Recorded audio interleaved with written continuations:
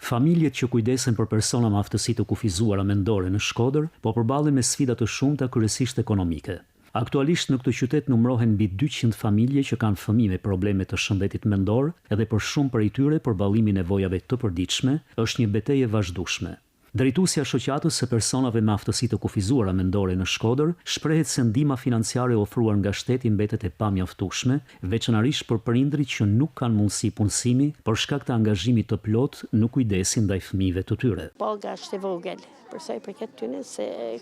këta kanë nevojë për ilaçe, kanë nevojë edhe që janë zhvilluar, dojnë edhe ushqim më shumë, nëse jena zot edhe me dashur me